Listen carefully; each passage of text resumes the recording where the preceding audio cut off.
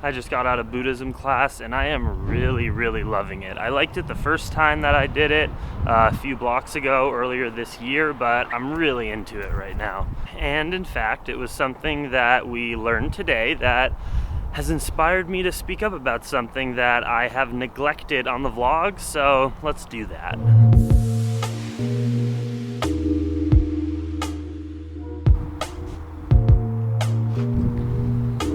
So that thing that I want to talk about is Bill, my snake. Bill is a girl, by the way, and if you want to hear that story, you can watch this video right here from about a month and a half ago. So to make a long story short, about a couple months ago, I noticed a lump on the sort of backside of her tail. So I took her, they did some blood work and testing, and I got back the results, and it turns out that Bill has a tumor, probably a cancerous tumor. If you don't know about my relationship with Bill, she is extremely important to me. I got her when I was 9 years old, almost 15 years ago, and she really taught me about my relationship with animals, that all animals are sentient beings that deserve equal respect and rights in terms of safety and freedom that all humans do as well. She is one of the reasons that I have grown to be a vegan activist and promote compassion and freedom. So to hear that she is sick and that she is probably gonna reach a premature death due to this illness obviously has a pretty big emotional impact on me, but I think going through this mentally while taking this class in Buddhism is going to be a really beautiful combination, because in Buddhist philosophy, the ultimate knowledge and wisdom of life that can sort of allow us to reach enlightenment is the understanding that everything in this universe is inherently empty. Now, empty does not mean meaningless. Empty means there is no solid core of anything that makes it intrinsically that. For instance, our teacher gives us an example of a table. We can look at a table, we can put our books on it, we can feel it. In our human realm, we can say that is a table. But is it really a table? If you took out the legs of it, would it still be a table, or would it be a plank on the floor?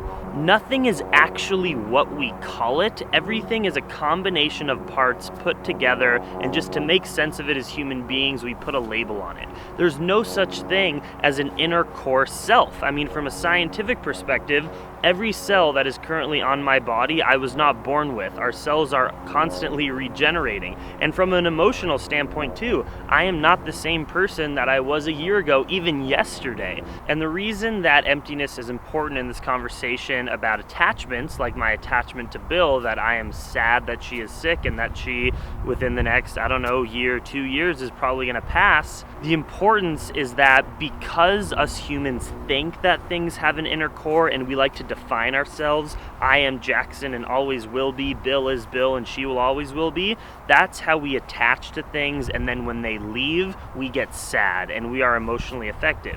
But in Buddhist philosophy, the passing of an individual is actually the greatest gift that someone can have. It passes them into their next incarnation to adopt another physical form and experience life in a different way, and hopefully get closer and closer to this ultimate enlightenment. Why are we so sad when things change? Really, you can expand this beyond the death of someone.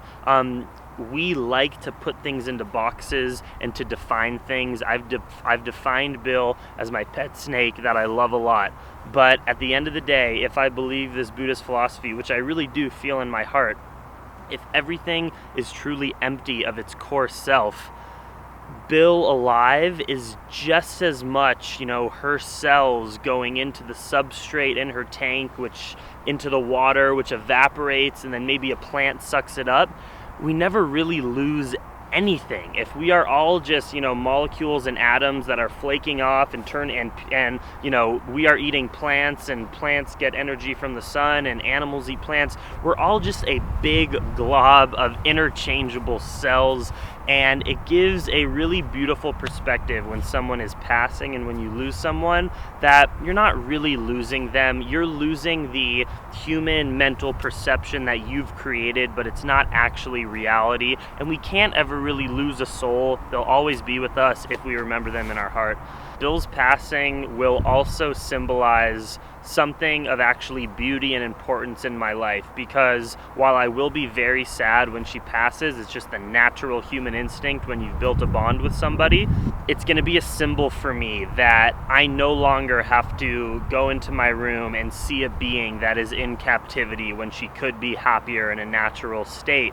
And forever, I will never in my life buy a being in captivity in order to keep him or her in captivity. I plan on adopting tons of animals in my future, animals that are in adoption shelters that are living a miserable life. I would be happy to adopt them and provide the best life possible for them, but I am never going to support and promote the captivity breeding programs that we have, where we sell animals, living beings, in stores, so similar to, the slave trade. It's disgusting, and I don't want to ever be connected to that. So in a way, her passing, when it does happen, is going to be sort of a release and rebirth for me, that I'm never going to be attached to that again. So I'm sure a lot of you are going to leave comments of support. Thank you. It really does mean a lot to me. It's going to be a hard time when this happens, but I think mentally I'm in a pretty clear, good place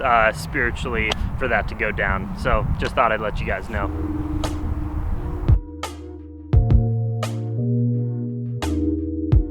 I have a Skype session, I think, in about 30 minutes, so I definitely need to carb up for that.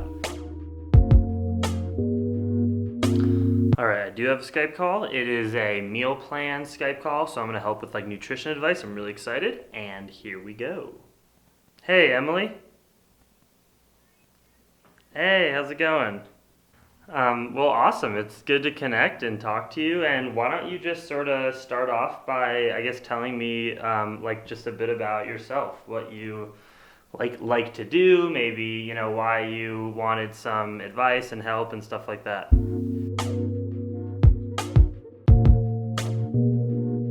Yeah, I'm actually wearing mine right now. They're the greatest jackets ever.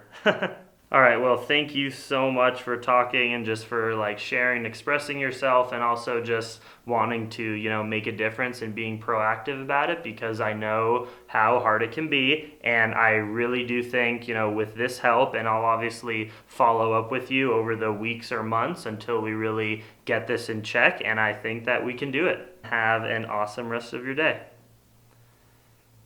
All right, see you later.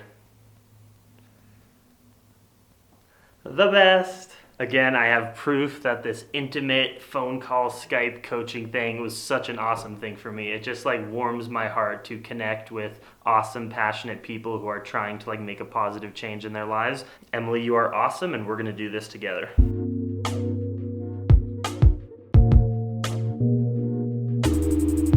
So, due to the topic of today's vlog, I thought I could commemorate Bill and practice a sort of tattoo style drawing of a snake. Here's what I drew last night. And keep in mind, this is not an original drawing. I printed this out and then traced it and, shaded it myself.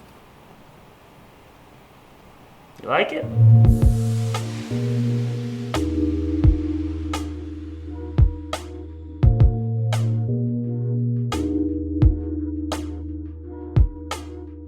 That one's for you, Bill. I love you. Thank you for everything that you've taught me over the last 15 years, and hopefully a few more to come. All right, guys, I have some exciting news. 9:40, that means I'll be in my bed before 10 o'clock. I am getting on this 9 to 5 schedule eventually. Much love, dream extreme. See you tomorrow.